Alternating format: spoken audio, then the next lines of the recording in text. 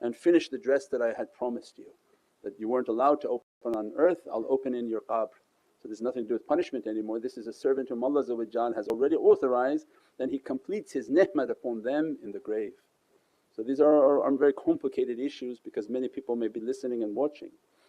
So that's why it always goes to the foundation. The foundation is that you're connecting, you're wearing your taweez and you're doing your muraqabah. In your muraqabah you have to have a very strong connection with the shaykhs, and you don't look for any other connection, just the shaykhs, the shaykhs, the shaykhs, so that they can connect you to that source of power. And we talked earlier today that this whole understanding of the jinn world was based on humans not knowing their real strength, but shaitan knows how strong humans are. So they become powerful by your worshipping. So when the jinns wanted to become more powerful, they got the humans to worship them. As a result of your unknown power, you would put it onto them and they became more powerful. So if their power was this big, when you worship them they became this big and you shrunk in your reality. So it means that many realities of what they're trying to do and impose upon human beings. But when Allah wants the perfected connection, is that focus on Allah, focus on Sayyidina Muhammad, make your connections with the shaykhs so that they take you to the sultanate of Sayyidina Muhammad. And that's why we start the zikr, that see ourselves at Rawda Sharif, it's the sultanate. And then we talked about something else too, is that people say that if I know the name of this angel or I know the name of this jinn, should I call them or should I do this? I said, I'll give you an example, that if you're sitting in the presence of that king, do you think any of his commanders would come to your rescue if you called them directly? Impossible for any one of them to move. You call on all the angels you want, and if they're sitting in the presence of Sayyidina Muhammad and you have a different telephone lines, hey, can you come and guard my village, we're under attack. Not one will move. Because of why? They're from an ocean of discipline. They only take their command from their king.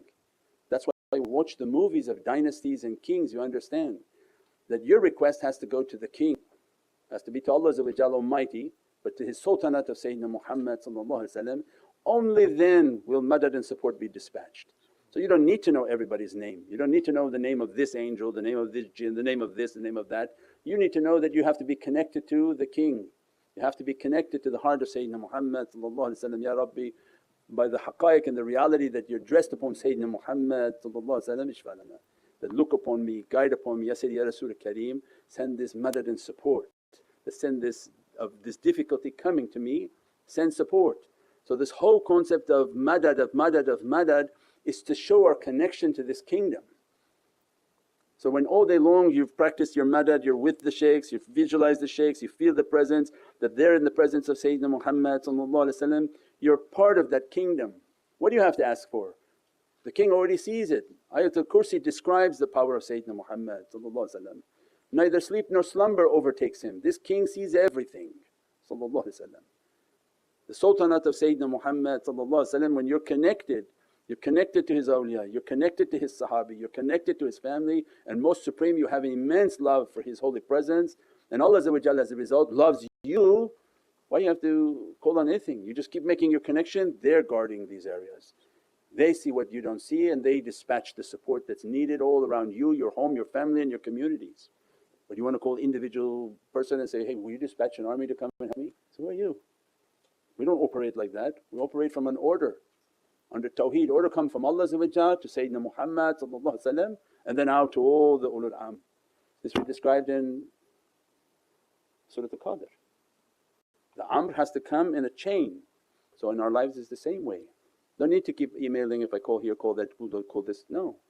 That you just make your connection to the shaykh. If you made your connection to that shaykh, you're hearing their teachings, you're making your heart connected, they're connecting you now to this ishq and this love of Sayyidina Muhammad, and at all times you're seeing yourself at Rawza Sharif. You don't even have to see it, you say, my heart I can't see it yet. You don't have to, you just have to know you're there, and that you're holding the Rawza Sharif, and that you're asking Sayyidina Muhammad that your nazar be upon me, your dress be upon me, that your gaze be upon me, and that's it, that's enough. If we do that with love, قُلْ إِنِّي كُنْتُمْ تُحِبُّونَ اللَّهَ فَاتَّبِعُونِي. This is the secret of فَاتَّبِعُونِي يُحِبُّكُمُ اللَّهُ. If you're doing it right and you're feeling this ishq and you're feeling this love, you feel that fire of testing and burning, and only through when you're burning you know that you're close to Prophet because the only one who can bring a coolness to your tears. If you're not burning, you don't really know who Prophet is. That's why he said that Medina is for the broken hearted, not happy people. Those who have been tested by Prophet severely, they feel the joy and the immense love of entering into Madinatul Munawwarah, because they know they've been tested and they're going into the presence of Rasul Kareem who relieves all sadness from their heart, all difficulties from their heart, make all their tears to be something cool and peaceful and beatific, to get their realities and their blessings from that reality. So that happens in every salawat, every majlis of salawat al-Nabi is to make everything to be cool and peaceful through the difficulty of this world. Subhana rabbika rabbil izzati amma yasifoon wa salaamun al mursaleen walhamdulillahi rabbil alameen. Ila sharaf al-Nabi sallallahu alayhi wa sallam wa ashabihi kiram wa ala mashaykhina fi tariqati Naqshbandiyyah al-Aliyyah wa saadatina Siddiqeen al-Fatiha.